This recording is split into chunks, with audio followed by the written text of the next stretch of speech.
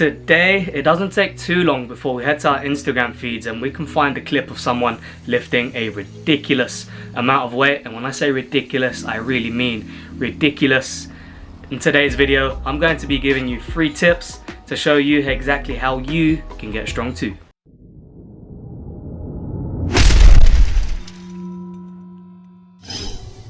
Welcome to the channel. I'm Avi and I'm going to help you win in the gym so you can win in life. So, you're here to see 3 tips on how you can get strong. Without further ado, let's get to tip number 1. Patience is a virtue. Be patient.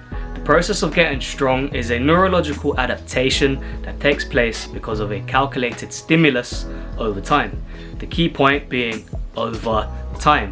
That person that you see lifting that amount of weight on Instagram, I'm guessing they didn't start lifting weights yesterday, and it's most likely a product of years and years of hard work. Now, how far you wish to take that strength is going to be a product of the overall goal.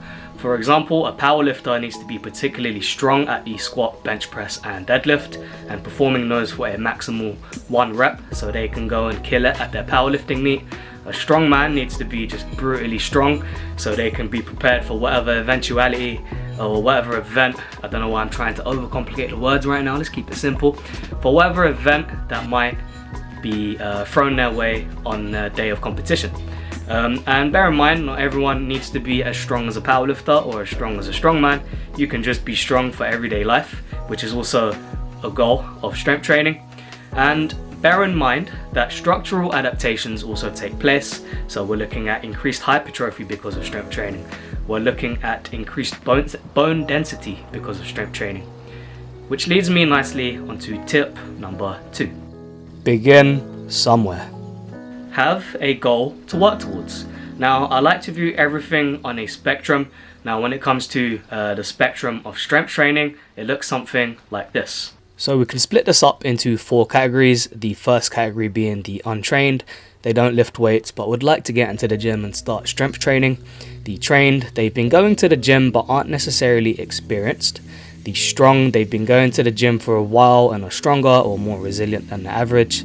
The specific, they've trained in a strength focused sport or use weight training to condition themselves for their chosen sport, i.e. a powerlifter, a strongman, a weightlifter, a bodybuilder, so on and so forth.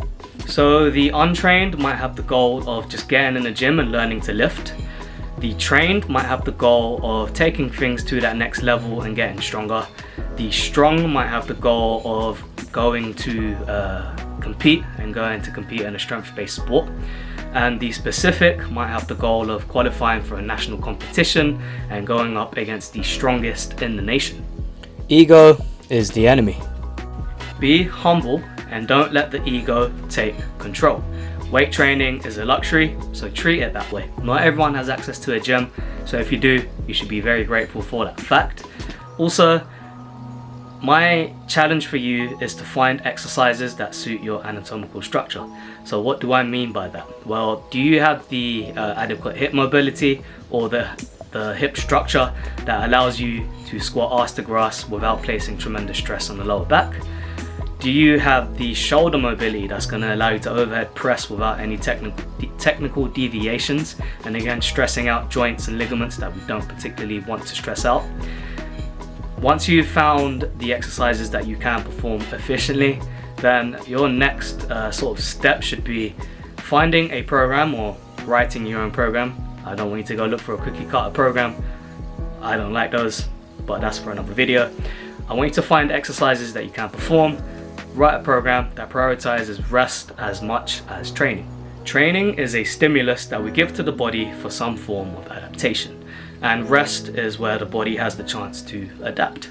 Now, without adaptation, not only are we wasting our time, but we're also exposing ourselves to a greater risk of injury, and guess what? You can't train when you're injured.